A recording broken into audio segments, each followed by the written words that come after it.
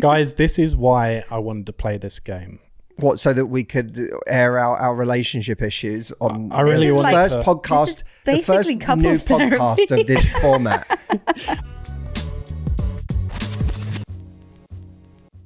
It's Matthew AI. How can I help?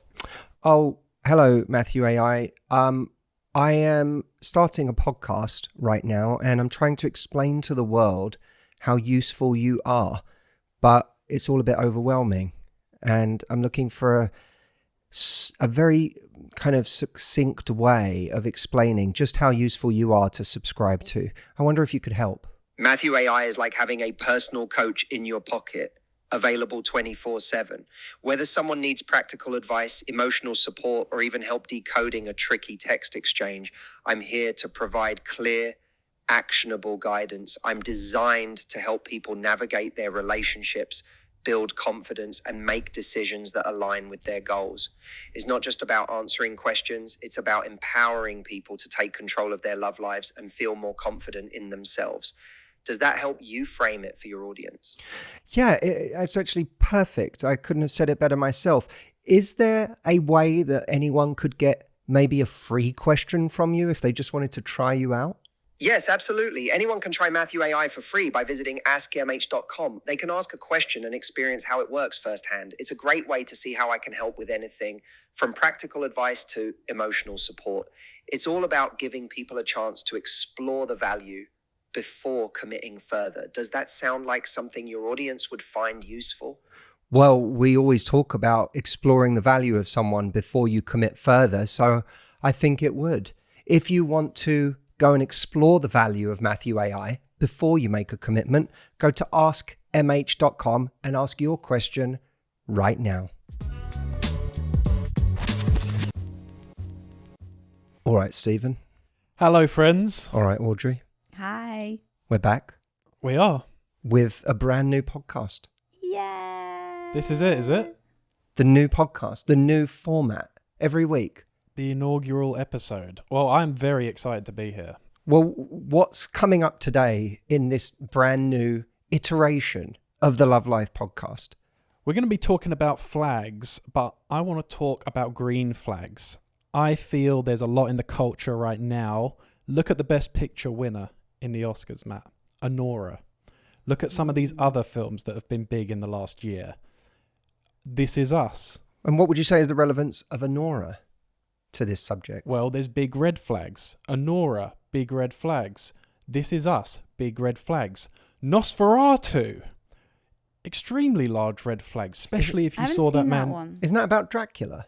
It is. But when he goes to that man's castle, he gives him far more chances than that man deserves, given how he looks. The man showing up to Dracula's castle gives Dracula too many chances. I mean, it's not Dracula gives him too many chances. I mean, he already looks horrifying when you go into his insane, creepy castle in Transylvania. Yeah, but whoa. Have you not seen Beauty and the Beast? Yeah, it's not exactly a looker. And it turned out really well, so. She was fine. That's your model, is it? So stick around for the Beast because he might be cursed. I'm just saying Audrey's got a point. Nosferatu, the whole Dracula story, Beauty and the Beast, there's actually some common ground there. Yeah, so she should have given him a chance. Have you seen the film? Do you know what happens if you give an inch to Nosferatu? I'll be honest, I haven't seen Nosferatu, but I am somewhat familiar with the Dracula story. Okay. Well, I didn't know if it was like a quirky new take, like a sort of if it turned it into a bit of a rom-com. We've seen Anora. If you were Lily Rose Depp's character in that film, you wouldn't think, yeah, let's give this guy a few more chances to fly in through my window and try and devour me in some horrific, bloody, macabre way. Fair enough. But my point is, a lot of films lately, it's all about the red flags. This Is Us, bad dude. Anora, bad dude. Nosferatu, bad man, vampire, monster hybrid. Bad bat. Yeah.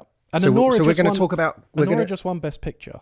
Well, I want to talk about Anora a little bit, although I have a video coming out about Anora, so I don't want to go too much into this because I'm writing a video on the red flags in Anora right now. If you've seen Anora and you want to talk about the red flags you saw, email podcast@Matthew Hussey. So we've got that coming up today. We're going to be talking about green flags Yes, and maybe a couple of red flags as well. maybe a couple. How do you know whether you should keep dating someone that you're dating right now? For anyone who is a Love Life member, we also have coming up in the next week or so, on March the 12th, How to Get Over Them live with Audrey. So you're going to be running an entire session for people who are trying to get over someone Yeah, and it's put them part of behind our them. heartbreak recovery plan that we've put together. That's happening March 12th. March 14th, I am going to be doing a live check-in with all of our Love Life members. March the 18th, we have the release of a brand new program with Gillian Turecki. I know that there'll be some Gillian Turecki fans in our podcast audience. I know our members are very excited for that. So she has a course coming out on how to choose the right person. On March 19th, Stephen, you are running a course on how to rebuild your self-worth. I am, after heartbreak.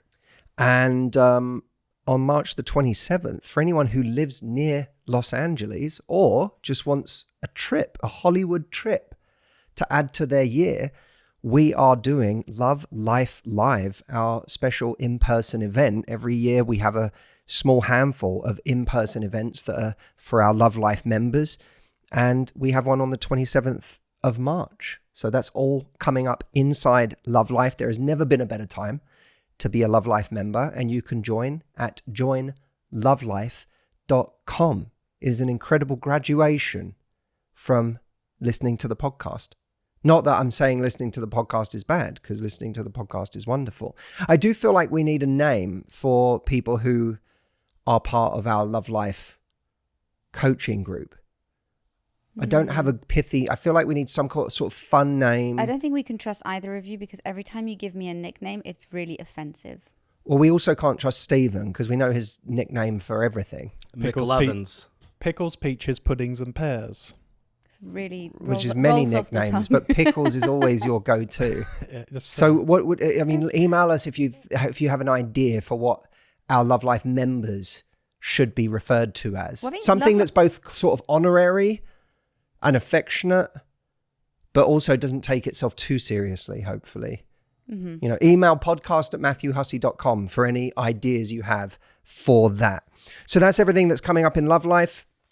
And, well, let's get on to the subject of today. Yeah, so I think, we all know about red flags. They're all over the place. And again, we've got a bunch of movies in the last year. Anora just won Best Picture. You guys saw Anora. Yes. Yeah, we really loved Anora. You loved Anora. And I mean... Can I just say something real quick? Yeah. Did you guys see on Instagram all those memes about how Mickey Madison, who's the lead actress in Anora, winning Best Actress in the Oscars over Demi Moore for The Substance, was like the actual plot of The Substance? I did see that. I saw someone tweet that. Wow. It was very, very funny. That's really I funny. mean, no shade on Mickey Madison because she was amazing in Anora, but it was just such an interesting observation. For anyone who has seen both of those movies, you'll probably go, "Oh my god, That's really funny. I hadn't even. how meta!" I connected. did think it was Demi's year. I thought I kind of thought thought that was so it. too. I Yeah. kind of thought so too. yeah. If there But was ever sorry. a time. Continue. Yes. So you guys watch Anora. I mean, that's kind of a story of like, there's a lot of kind of tragic elements going on there, class elements, all this, but like there's this guy who's like he's a walking red flag, right? He kind of is childish. He's immature. They meet in a strip club. He's kind of like cavalier with using people. He's kind of a party animal, but he also kind of dazzles and seduces Nora with lifestyle, roller coaster, the places he takes her, the friends. He's got all these amazing, Some just very red bed sheets. red bed sheets. I don't remember that. I don't remember the Maybe- he has maybe red that was bed symbolism. sheets. He has red, like silk red bed sheets. Oh, Right. I never picked up on that detail. That's No symbolism. one can pick up. No one can resist the silk red bed sheets. So I wonder kind That's of, a red flag right there. people end up always listing their red flags, their turn-offs, their icks, this is the sign to run away. I kind of want to invert a bit and look at what are green flags? What are things at least is a tick? Like if you see this, pass, go further. Not just like nice to have, oh, we share the same taste in movies, he's a good cook or something. But like, what's something where it's like, that's like, you should move towards that? Because I feel like there's this thing now where everyone's always just saying what they don't want, and always like, you got to avoid this, move away from that, danger. And I feel like it can't be good for you to just always be focused on like things that turn you off. It's almost like that's a dangerous way to like start. But I want to look through some through our audience, and some through an article that I've had a look at. But I want to talk at like, what are the signs to pass go if you see this? Very good. So I want to share what I think. Do you want me to give what my personal ones are? Yes. Or share from this article? So there is this article that said the biggest green flag of them all, right? And obviously you're going to get any article that's going to have generic things: trust, communication, emotional stability. We know a lot of these things, but this has had a good one by a psychologist called Mark Travers. And the thing that he said was, one trait that quietly predicts long-term relationship success is the ability to change one's mind. Oh, I like that. And he kind of talks about how this can kind of bring, we like to think, oh, this person's steadfast, they're consistent, they know what all their beliefs are. But he says this ability to kind of have this flexibility is very, very useful in the kind of long-term relationship, because you kind of have this self-correcting mechanism, which is the same if you believe something. You're more likely to be correct if you change your mind frequently, because you're probably changing it based on evidence. You're also probably better equipped to compromise when you end up in a situation where you don't agree on something, which inevitably always happens in a relationship. You won't agree on something big, and then you have to find a way to fight for the inches and get in the middle together. And you can only do that if you have a malleability and ability to kind of change your perspective. So I really love that. Yeah, I agree. And so there's like questions like, do they admit when they're wrong?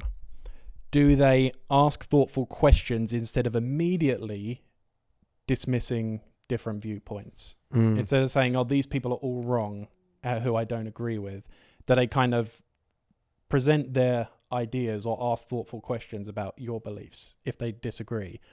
When given feedback, do they get defensive, or do they take a bit of time to reflect? Even just being like, oh, that's interesting, I'll have to think about that. That for me is like a big tick if I'm talking about just some ideas with someone and someone will say that and just go, oh, I'm not sure, or I need to think more about that. That's interesting. And then how do they react to small moments of correction? Like a small moment if they're proven wrong, if they think, oh, I acted not in the best way there, I upset someone, I did something slightly wrong. How do they react when they're corrected? So that's one of my big green flags. The other two for me are someone who celebrates your successes and supports your goals. I think a lot of people get too much in the idea of almost competing. If you've got two people who are ambitious, they can kind of pass off, like they want someone who's successful, but they're not actually supportive of what the other person's doing. They're not actually helping, like, let me help make it easier for you and you do it for me, and we kind of build each other up. So that one I really like. And then them learning what you like learning what each other like, and genuinely taking an interest or exploring it. Not, they don't have to like read the same books as you. They don't have to like your hobby or sport, but them being really curious to learn what you like, or learning the things you like, the behaviors you like, the love language you like. That, I find if you have that, you can go really far, because if someone's willing to like, I want to learn about you, what excites you, turns you on, gets you passionate, then I feel like you can go far with that. I love that. I love all of those. I think they're really, really good. I actually really like what you said in the last one as well, because I love this idea of like, I think most successful relationships are when two people really, really study each other. And, you know, if you think about it, if you're studying a subject, there will be things around that subject that you're more or less interested in. There will be areas that you don't really understand what's going on. There'll be areas where you're like naturally really gravitating towards certain things. But either way, you take a commitment to studying that subject so that you can learn about that subject and become an expert in that subject. And I sort of think relationships are similar, where if you meet someone that you think is really wonderful, like two people coming together and really studying each other makes for a beautiful relationship, because you have to almost, it allows you to really understand like the full nuance of the person in front of you. Yeah, there's something interesting about that, because in order to study someone in that way and want to learn what makes them happy, want to learn what they're into and what they're all about, you have to start from a place of caring. In other words, like one of the defining features of the relationship, if you can call it a relationship, in Anora, is that he doesn't really see her as a human being with needs. Yeah. She's just there for his entertainment, for his comfort, for his excitement. And really the moment she has any kind of needs, it's a problem. And it all falls apart. And he's like, in a very extreme sense, he is, he's the son of a Russian oligarch, essentially. I think I'm right about that. And there is a level of extraordinary, mutated, off the charts entitlement that we're seeing play out there, where he couldn't give a damn about what she's into or what she likes or studying her. She exists for him as far as he's concerned. And while that's the extreme, I do think that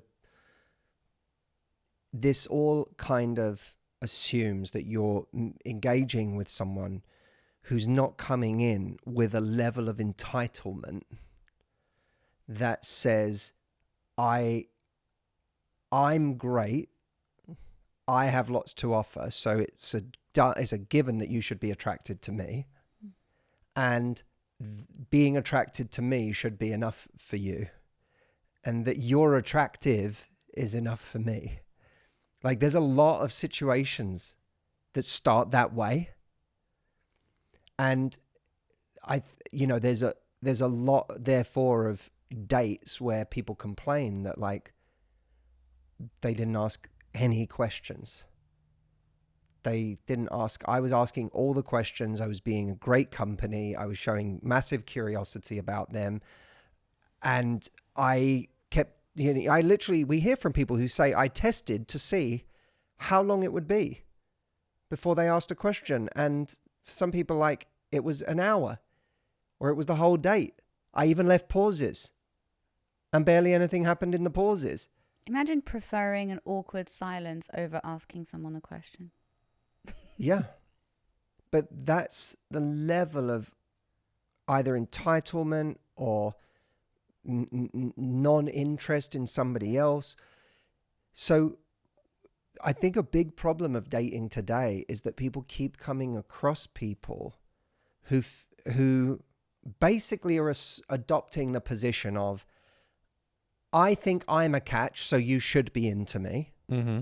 And you're attractive, or you've got something I find attractive, and that's enough for me. I therefore don't need to know who you are at a deeper level or what you're into or what makes you tick.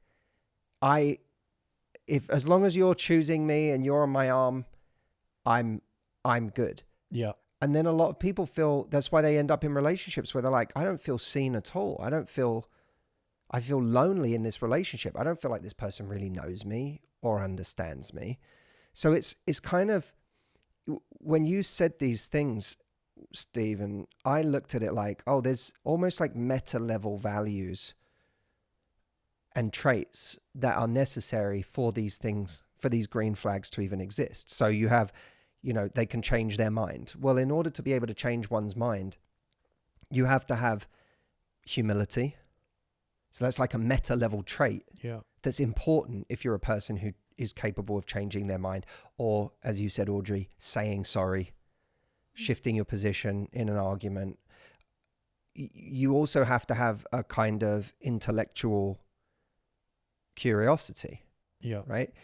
If you look at, they celebrate your successes, well, the kind of meta level value they have to have there is, or trait is, a sense of security. Mm-hmm. You can't celebrate someone else's successes if you're constantly envious of those successes. Yeah, and that's a sense of mutual support. It's like you're not just selfishly like, it's just about my thing working. It's like you're willing to support and play sometimes. Oh, I'm gonna just support them right now. Yeah, it's not all a competition. Yeah. You can't be viewing everything through the lens of competition. And ideally, you have to be secure enough that you can celebrate someone else's wins. And then, being curious to learn what someone else likes, that requires a kind of generosity. You have to have a generosity about you that says, and again, I think humility, that I'm not going in so entitled that I think me being who I am is enough. Me looking the way I look is enough. And that happens on both sides, by the way. I think men get a bad rap for this, but that happens with plenty of women too, who feel like it's enough that I look the part. It's enough that I am someone who looks this way and gets loads of attention. Mm-hmm. So I don't have to do much else. And then we pay the price for getting into relationships with people like that. Because we're like, oh my God, at first it was really exciting, or I was blinded by how attractive they were. I was blinded by the very thing that they relied on me being blinded by. Yeah. And now that I'm with them, I hate the fact that I don't feel seen, and they never say sorry, and they don't celebrate my wins. They don't even care about my wins. Maybe they don't even know what my wins are because they never even ask me any questions. It's so interesting as well because, we can be very myopic going into relationships, I think, because we really want to get someone. So we're like, I just need to get this person and I'll do whatever. I'll be whoever I need to be and I'll do whatever I need to do in order to just secure this person. And I'll worry about all those things later. I'll worry about, making sure that they meet my needs in these ways later once I've got them.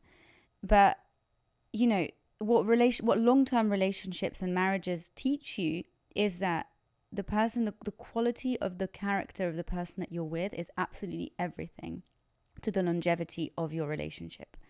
And it really doesn't matter that you secure this person. You might end up in a relationship with them for 2 or 3 years. Eventually, you will burst with unhappiness and you will be like, I'm not having my needs met. I'm so deeply unhappy, and it will come out and it will break down. Yeah. And you'll end up right back where you started.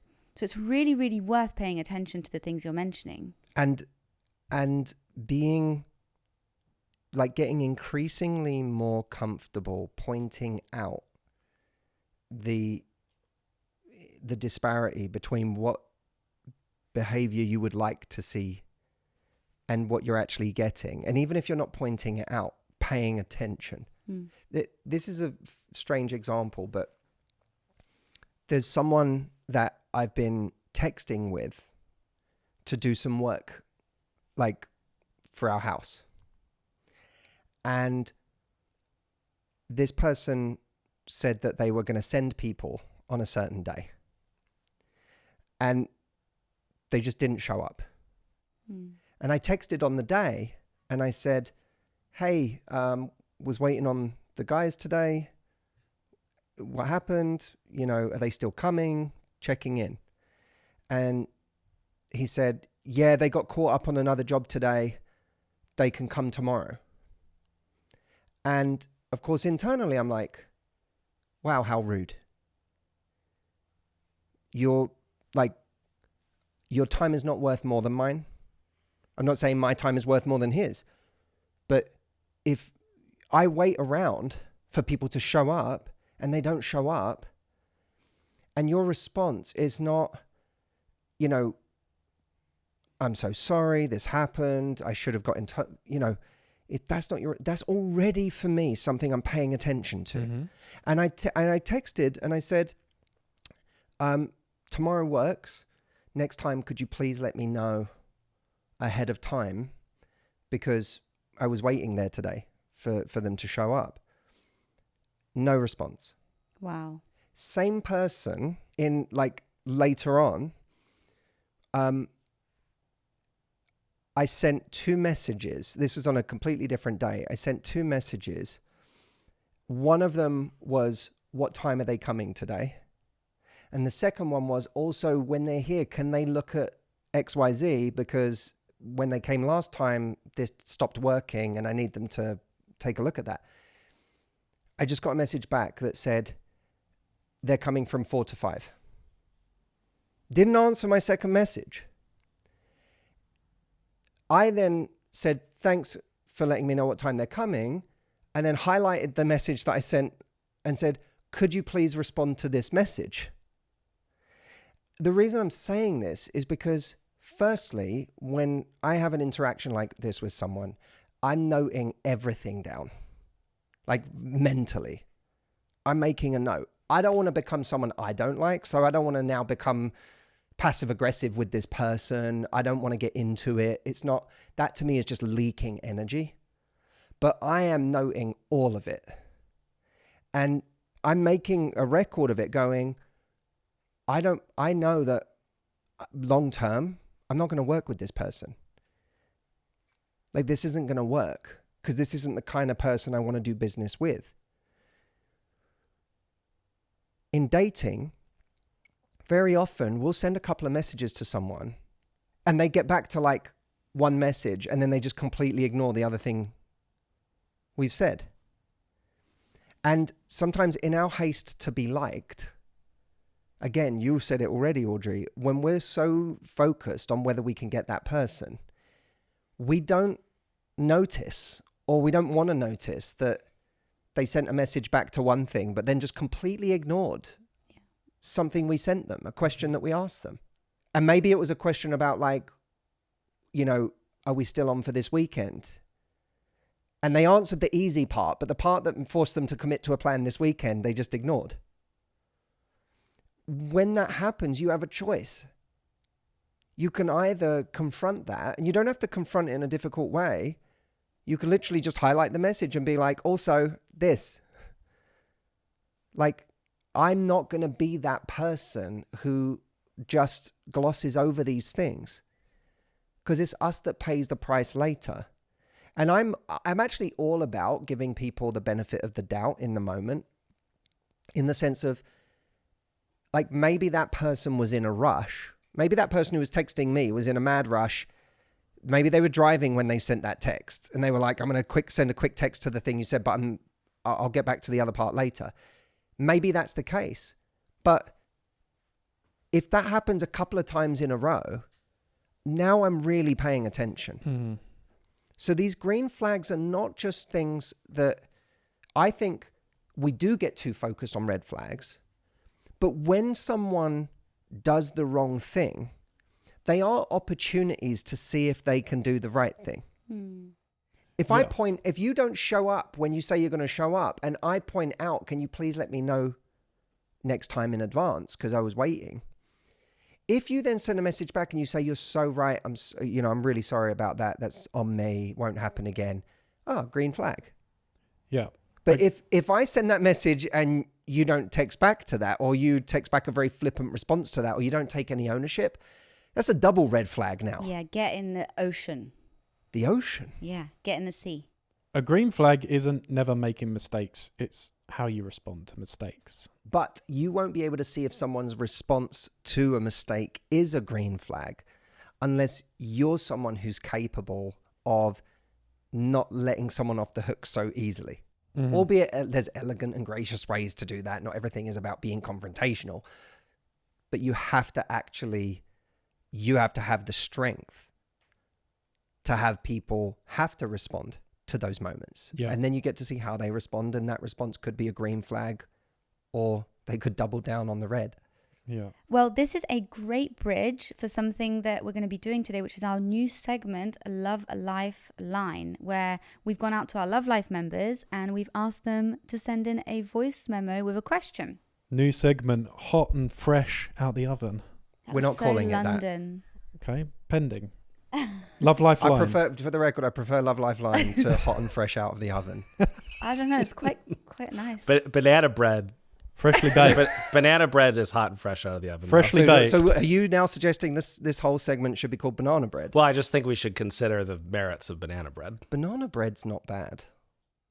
It doesn't Banana make bread, any it sense, makes but it's no not bad. sense. It will Banana only make phone? sense for people who have listened to this episode. Trust producer David to come up with a food And related that title. is why he's here, folks. All right, let's go on with banana bread.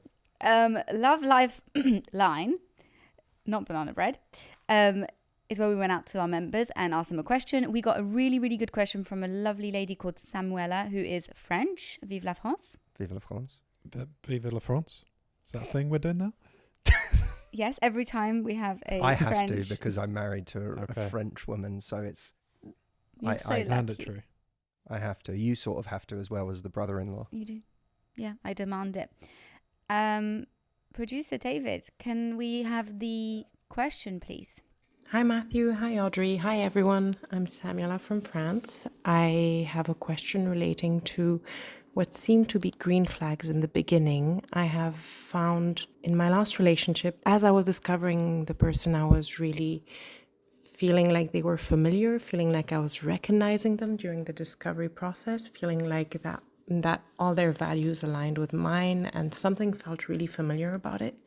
But because I have childhood trauma, that landed me in quite a lot of trouble.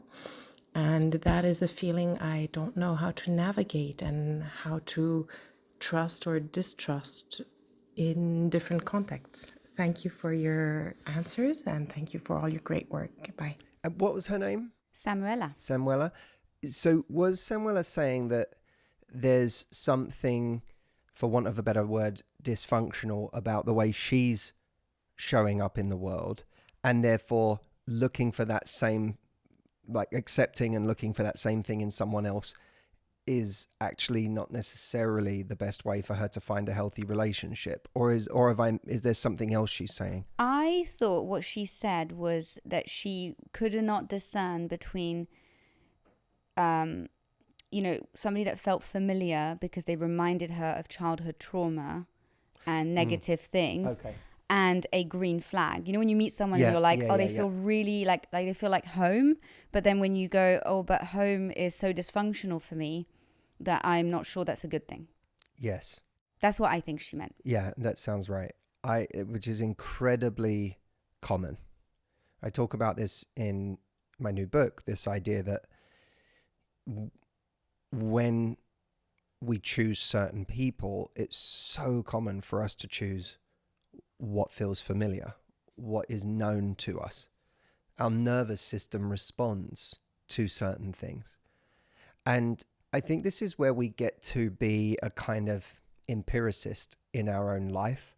In other words, we get to look at the data in our life and the stories and say, where has selecting for this kind of behavior or this kind of person taken me down the wrong path before?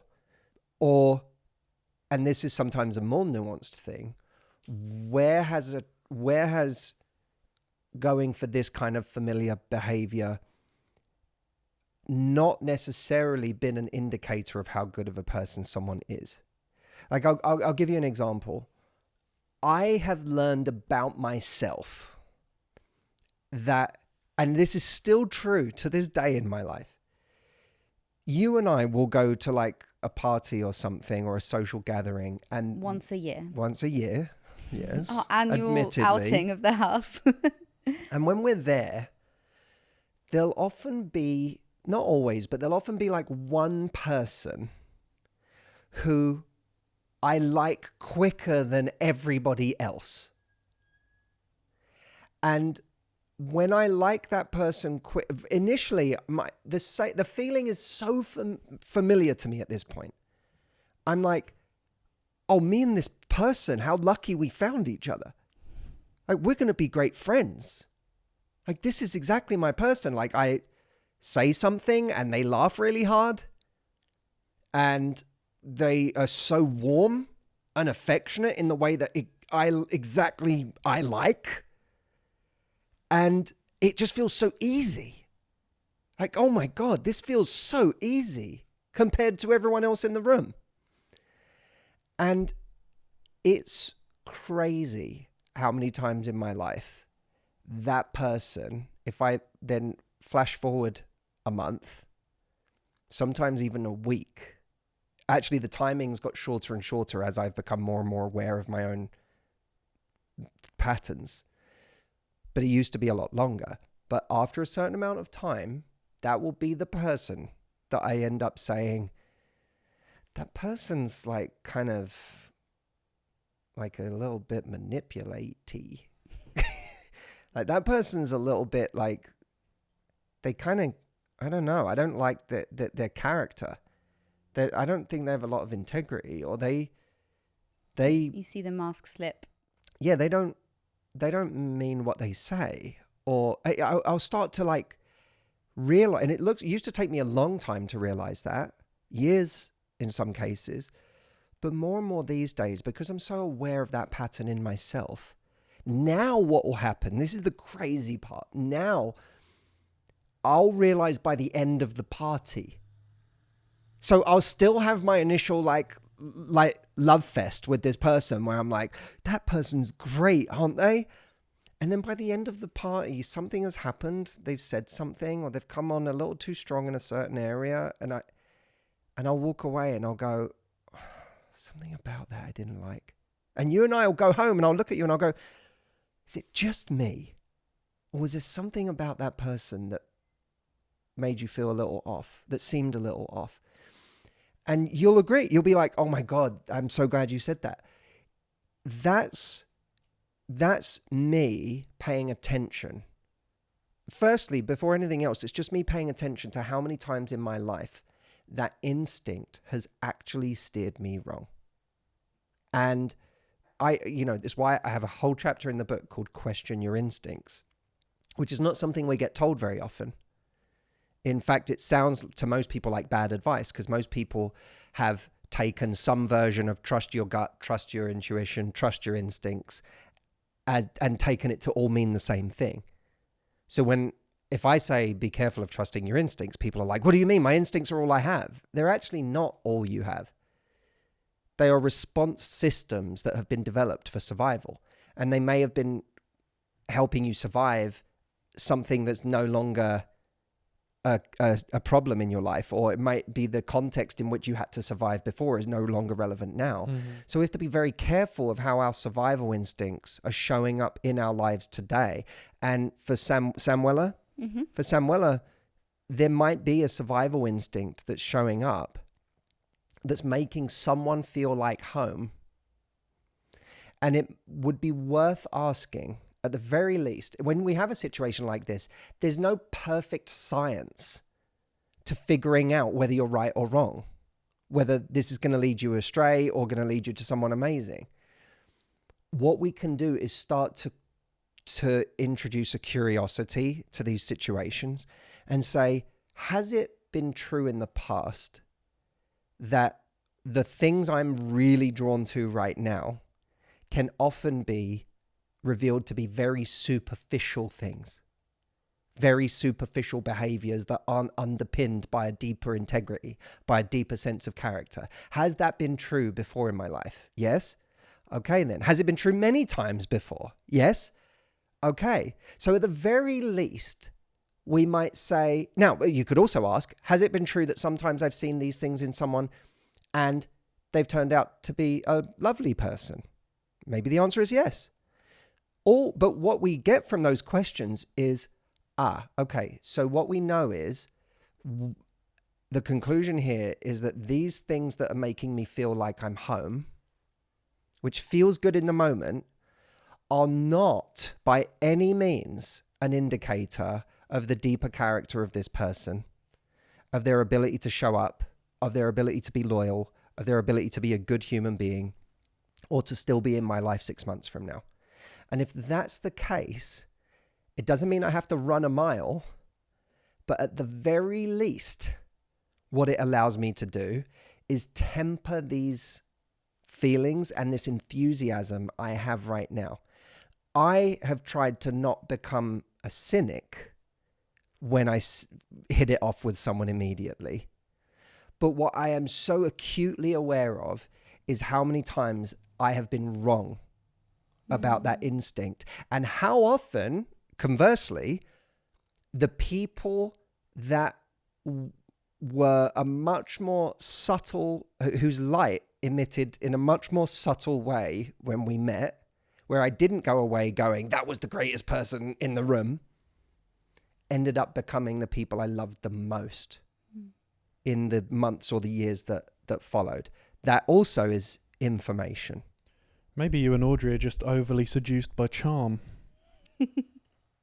Her especially. I mean, this whole story was about you being overly seduced by charm. Yeah, but I was able to walk away, unlike you. Yeah. When Matt first said he walked into the party and was having such an amazing conversation and thought this person was so interesting, I just pictured him talking to his own AI at the party. He's just there. Just you look around the party, everyone's having a drink, so and then Matt's just on his phone, just like, this person's so charming.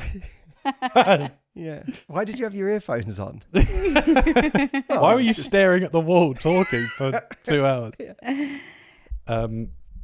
No, but that's true. We have our homing missiles, and we have our things that are familiar. Sometimes to people, someone who doesn't even give you a lot of attention is familiar, and that's more familiar than someone who lights up when you text them and is reciprocal. So Could you go, oh, this doesn't feel like normal? It's more normal when someone's a little bit unsure. I have to earn love. That feels more normal. Earning love and having to fight for someone's attention than someone who's just available. And that's why I think complicated feels more normal than simple. That's why I think in life and like at that party or in your life, it's like you've got to just see those dings of green lights, and just the more you can have those people around you all the time, like you start to absorb that consistency, people saying what they mean, people telling the truth. You kind of become like, yeah, it kind of needs to become this homing instinct for like just gather more of that around you, and it starts to become more normal. I love that, Stephen. I actually was going to say, which is a really nice follow-on from what you've just said, I was going to say to Samuela, practically speaking, something I think is really, really useful in your life, and if you don't trust your taste in people, something that's really useful is to try and branch out and become friends with different kinds of people. That's great advice. And trying to find qualities in friends where you're like, this friend isn't necessarily the shiniest friend or the most charismatic friend or the most whatever friend, but they're really interesting, or they're really kind, or they're really consistent. They really want to be my friend, and they actually want to invest time and energy into me, and they don't gossip about other people. They, they're not indulging in behaviors that are going to kind of lead me down a path that isn't a good path for me, like whatever it might be. And I think sometimes we have to be really careful of our type of person. It's kind of what you're talking about. And so branching out through different kinds of friendships, and they might feel a little bit boring at first, because your friend who drinks a lot, is the funniest person in the room, is super charming, has always got a great story, gossips about everyone, and is like lights up any room. That friend might actually be a terrible person for your life, a terrible person for your taste in people, a terrible person in terms of like a kind of like model that you should look up to for a connection.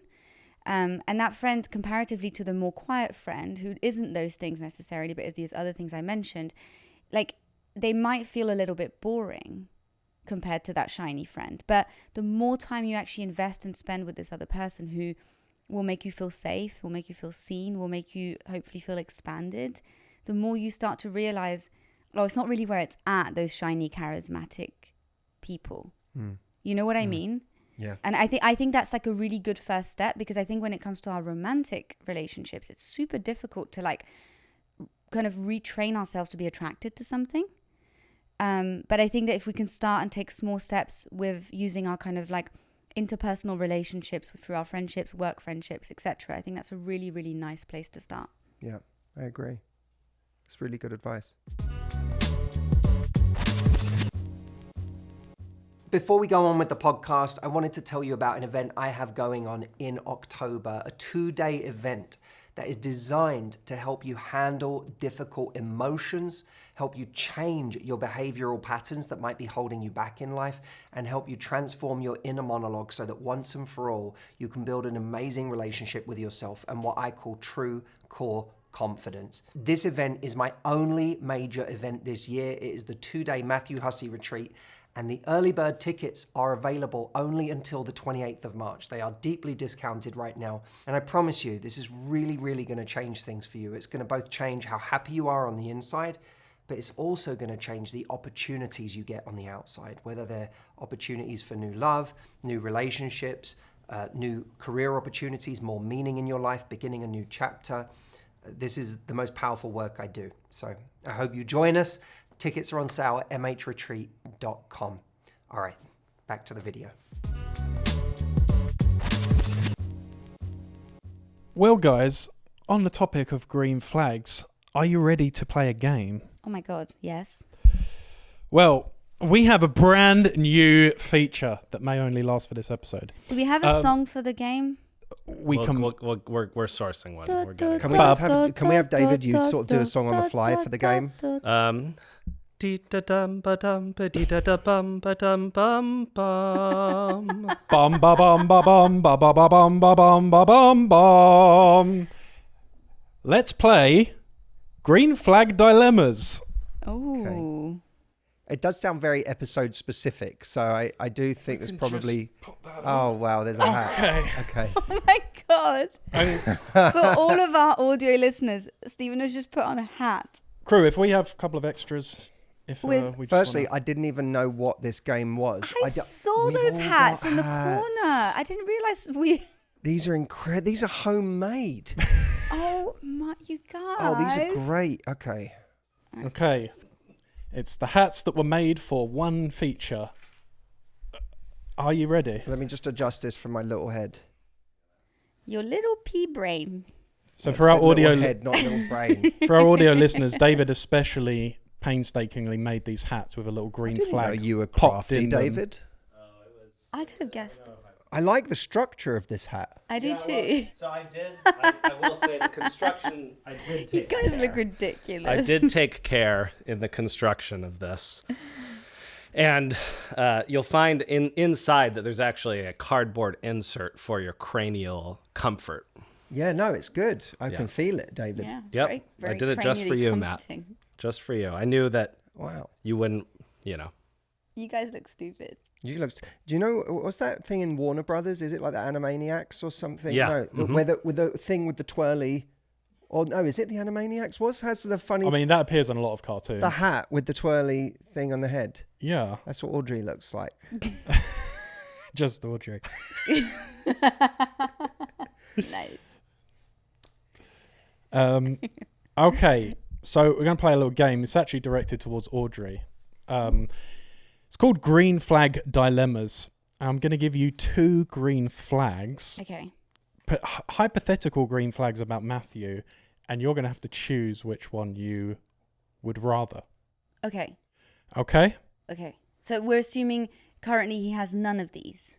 Right. And I have to We're choose assuming one. if he didn't have these, because I don't know if he does. I don't know the specifics of your relationship, but if he does, and you can choose between them. I'm going to get you back for the hat.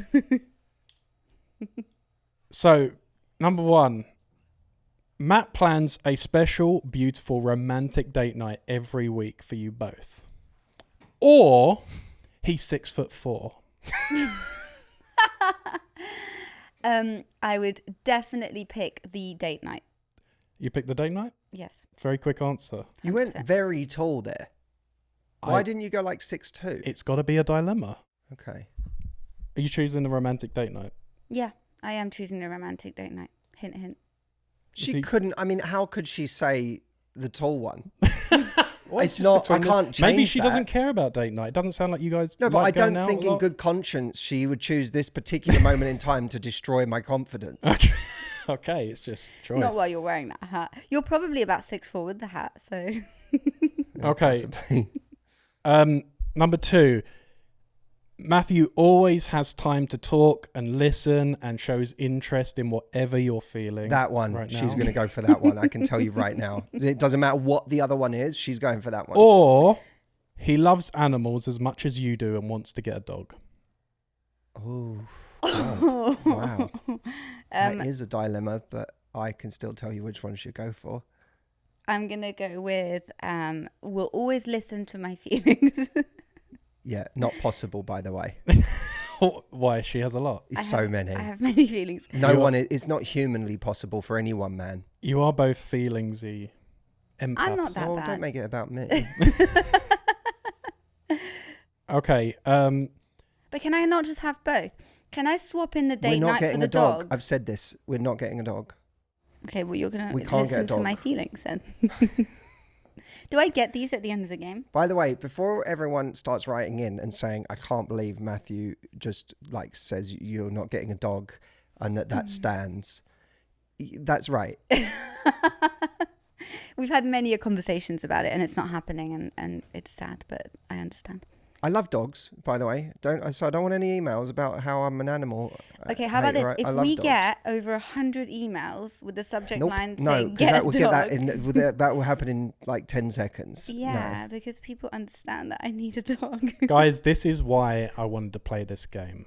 What, so that we could air out our relationship issues on I really the wanted first to- podcast, This the is first basically new couples podcast therapy. of this format.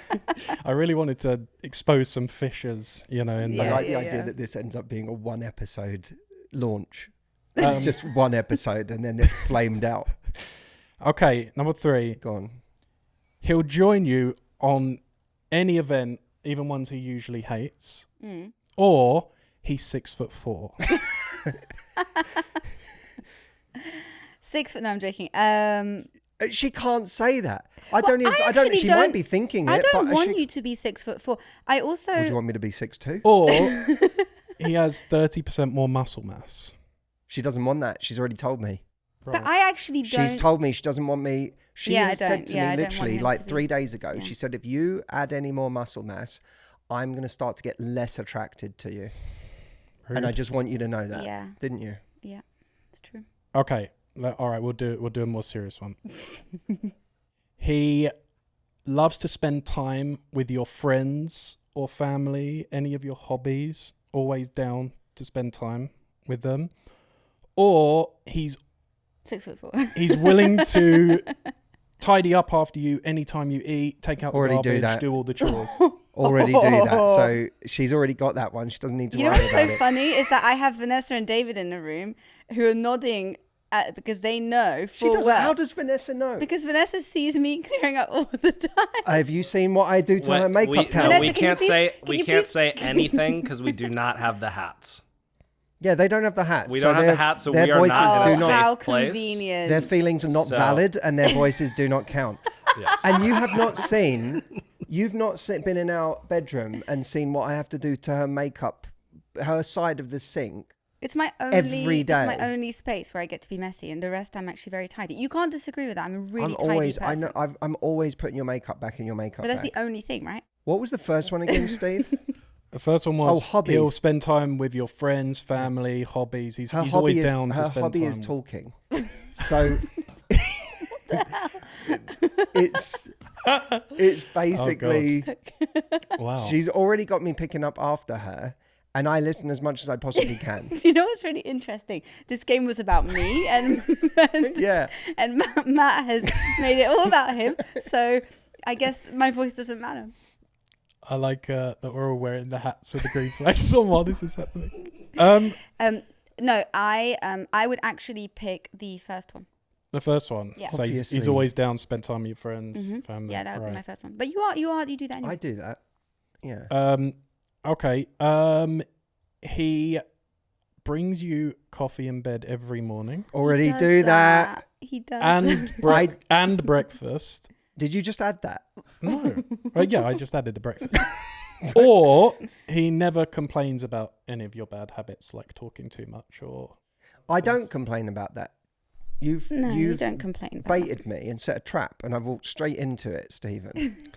This just what I'm hearing is that this just Matthew deserves this hat so much. Actually, he's got every single one of these dilemmas There should on be both more sides, green... except for 6'4". David, there should be more green flags on this hat of mine. Yeah, well, I think It should be papered with green hats, Yeah. green flags everywhere. I already bring Audrey coffee every single He morning. does. He brings me coffee every single morning. Really? Yeah. In bed. In bed. Apart from recently where I've been getting up early. I'm with like you. that guy in, what's it called? No, I don't want to make that comparison. I was going to say that guy in Dirty John. Oh. You know, the What, TV Dirty John? Yeah, Dirty John. Oh yeah, no. Where like in the that's TV not- show, you're he not- brings her a smoothie every morning, but it turns out not great. Yeah. Not great guy. That like that, but not a sociopath. Yeah, exactly. I'm like Dirty John, but without the malignant Clean John. sociopathic Narcissism. Yeah. Okay. I should never have made that comparison. Another green flag. He never forgets a birthday, Valentine's, or anniversary for your entire relationship. No, I don't want that because I forget, so I don't want that. Or he buys you a new houseplant every month. Oh, definitely the houseplant. No, we forget things like that. Not birthdays, but we forgot Valentine's, anniversaries, plenty of time. I don't think we celebrated our first year anniversary last year, our first wedding anniversary. But I do already get her a plant most months. Right. So I've only slowed down because the house it's gotten too much now. And her argument is that it can never be too much. Mm-hmm. Yeah, I would choose the house plant. But you do buy me plants too. He does. What we're finding out is that Matt is actually a very good partner. Well, yeah. I mean, Yeah. apart from the complaining about your talking, which is He didn't. You put those words in his mouth, Stephen. Thank you, Audrey. I didn't. Thank you. Can't split us up. Can't tear us apart, Steve. Sorry. Okay, guys. You should have a red flag on your hat. Okay. Okay, last one. Thank God. Green flag dilemma. Matt becomes a brilliant, wonderful baker.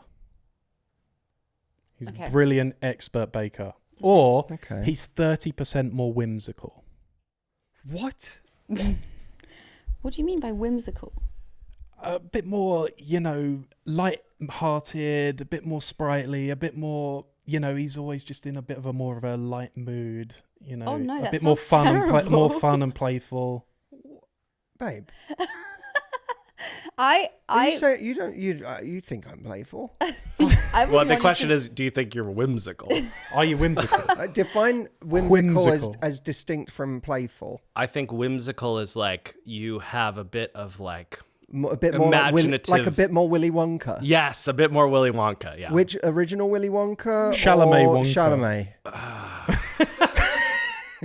Because I think Gene, what was it? Gene Wilder. I think the Gene Roald Wilder's Dahl. like a bit off the wall. Like he's very eccentric, whereas Chalamet is a bit more like sexy, whimsical. We've determined the amount. You're 30% more like. So Chalamet. You could break Chalamet Wonka. into a little tap dance or do something imaginative or be, you're just a bit more. Like into a if tap I'm dance. talking about Matthew AI, if I'm Chalamet Wonka, I would like stand outside the store and do a song about it, as opposed to like, Yeah. oh, I feel bad. That I I'm think not like also you this. might add this register into your daily speaking voice. Oh, yes. Like a little bit more of that. You don't have to add that bit, but Okay. So I suppose you keep looking at me, but it's really Audrey's really question. Audrey. So do I? it's a fantastic baker. Do you want me to be a bit more like Timothy Chalamet in Willy Wonka, or be an great amazing? baker. Make incredible baked goods Baker. every I'm going gonna go with the baked goods because the way you've described this like tap dancing whimsical character is In like, Wonka, to be does fair, not he sound had sexy. he basically had both. He was both whimsical and he made the best chocolates. That's Yeah. true. So- Yeah, that's true. But I'm not really into that like whole image you're painting personally. And if you become a good baker, then you can bake fresh croissants. And that is really something that I would like. in Vive my la life. France. So, Vive la France. Yeah. Well, guys, thanks for playing Green Flag Dilemmas. Theme music. Can we have Ba-da-ba-da-bum. Wait, do the song. You need to take us out with the song. You don't even remember it, do you? Do your best. Jesus Christ. Ba-ba-dum, ba-ba-bum-bum, ba-bum, ba-ba-bum-bum, bum. Green flag dilemmas. I'm going to miss that feature. Well, one time that game. That's it. We did it. Well, let us know what you thought of Green Flag Dilemmas. Are there any other games you want to see from us? Email podcast@matthewhussey.com if you want to see more of that nonsense. Do we have any other thing before we say goodbye to everyone? There's one last thing. Can I just tell you something before we go on? Can I tell you about my favorite person who has followed me on Instagram this week? Yeah, go on.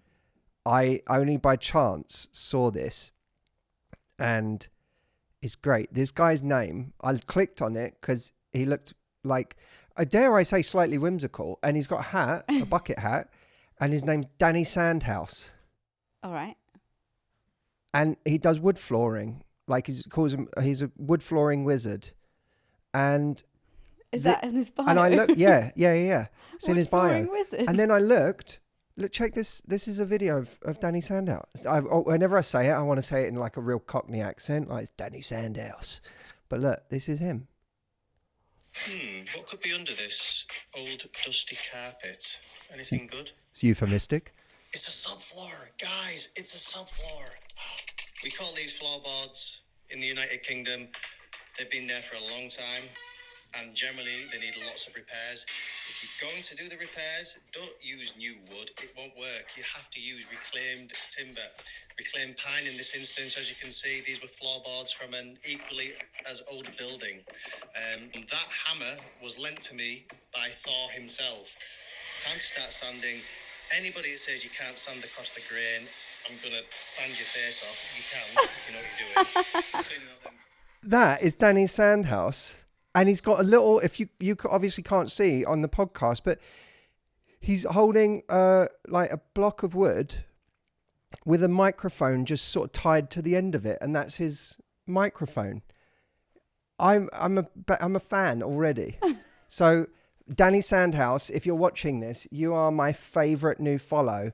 And the guy's content's actually very good. I'll say that now. Yeah. He's very good at what he does. That was actually the most enjoyable thing about wood I've ever watched, probably. Danny Sandhouse. Danny, if you ever want to come and do some woodwork in our studio, if you want to take our studio to another level, let us know. That would be a big green flag if he did that. I reckon Sandhouse would do it. I love the fact that we're inviting Danny Sandhouse to LA to come and do our studio. I don't know where he lives. He's from the north he's from England. of England, I believe. But yeah. Well, Well, thank you for the follow, Danny Sandhouse. So to wrap this up, I thought we could read out a couple of comments. We actually went out to people on Instagram and we asked them what the subtle green flags someone can show in early dating that would make them see relationship potential with them. And we had so many different answers, but I was wondering, do you guys have any idea on what the most common one is? The most common green flag that kept coming up for people? I think one we mentioned earlier, like asking questions. They ask me questions. So we did have that. We had someone say, asking questions about me instead of talking about himself the entire date. But that wasn't the most common one. Green flag. Like making plans? Making date plans? What's the most common? Wait, let me think about this. He doesn't call it. No, I was going to say he doesn't like say his exes are crazy, or they don't say their exes are crazy. But that wouldn't be the biggest one. Healthy boundaries. Like consistency. Consistency. Well done. Yeah, consistency. That was the one that kept coming up. And I think that's actually really true. Consistency is a green flag. There was also a really funny one that I just really wanted to read to you guys. They have a dog or a pet that is well behaved. Wow. Which I thought was really good. That And is then an somebody interesting else, when asked, obviously, what would be a green flag that would maybe make them see relationship potential with them is they will go out for dinner with me. Which is a bit of a low bar. It's a low bar. But we also had good communication and hotness. That's a green flag. Yeah. I don't disagree. Fair enough. Amazing. I saw that I did actually have a little rummage around. I saw one in a comment that said from Callie, and I thought this was really sweet. She talked about supporting someone's goals, and she said, supporting the other person's goals. My now husband flew across half the world, Minnesota to Grenada in the Caribbean, to help me with boat maintenance. We had never met, just matched on an app and bonded over both being solo sailors. He wasn't trying to change me or tell me I couldn't do it, just supporting the dream. Oh. And they're married now. They're married now. Thought that was very sweet. It's very sweet in the version that works. In the version that works. I'm not. I mean, it's a fast move. I'm just saying that's it's a beautiful sweet story. It's a Like, sweet who story. doesn't want to tell that story of like my husband? The first time we met was when he flew to me in the Caribbean. Maybe from they Canada. long distance called for a long time before he came over. Yeah. Yeah. I would just say be careful if someone offers to come and help you with your boat. Don't go on a boat with strangers. Just the boat maintenance as a first date is you have to, it could equally be a move by a love bomber, It could. but they're married. They're married. So green it's flag in lovely. that. I think if anything, what we've highlighted is you just don't know. You don't know what someone offering to come and fix your boat means, and therefore you shouldn't judge it. That's too why you quickly. don't judge it too quick. Exactly. Well, that's the moral of this story, isn't it? Shuffle my papers to signal the end of the episode. Did you write anything on those? Did I write anything? Yeah. Yep, I'll tell you. I wrote Danny Sandhouse. Rotate that to us. Rotate that to us. Well, hang on. Let me just check that there's no Oh, okay. secret notes. Oh, whoa, there is a secret note? You're Why just doing that. Why does it say Audrey talks too much on the... Look, Hey. I just get one. His words. Hang on. Let me just show you, David. What are you doing? Danny Sandhouse. Everything else on that page was secret. Yep. There's a lot of secrets, David, that I don't tell you about. David, the producer. So, what I thought would be good, Audrey, I'm going to do you the honours. What do you think is, as we come to a close on this episode, what do you think is a question that people would feel didn't get answered in this episode? And it doesn't have to be limited to one. It could be one or two. But you're a really good mind reader of people when they're listening to our content. What do you think people would love to know that they feel we haven't answered yet around this subject? Well, two of them popped into my mind as we were talking. So can I do two? Yeah. Yeah. So the first one I think is, how can you tell when people are really curious about you, we talked about studying you, asking lots of questions, all of those things. How can you tell whether that's someone just being charismatic and kind of performing versus an actual green flag? Because I think that's really common as well.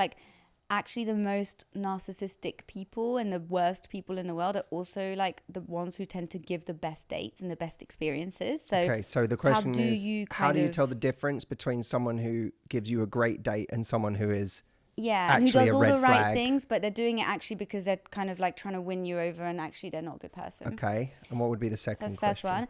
The second one, I think, is what about if you're just not attracted to any of the green flag-like qualities and you like all of the kind of bad boy qualities? I really love those two questions.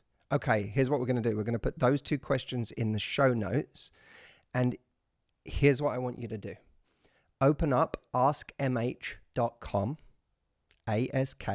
askmh.com, and go ask Matthew AI whichever of those two questions resonated with you the most. If you're already a member of Matthew AI, then you know you have unlimited questions, so you can ask as many questions as you like. But if you've never used it before, you actually get a couple of free questions. So go ask one of those questions of Matthew AI right now. Like I said, you get a free question or two. So if either of those questions speak to you, go to askmh.com and ask away. Thank you so much, everyone, for listening to the episode. Thank you, Stephen. Thank you, Audrey. Thank you, producer David. Yep. Yeah. You're welcome. You're welcome. And we'll see you next time in Love Life. Bye, guys. Bye bye.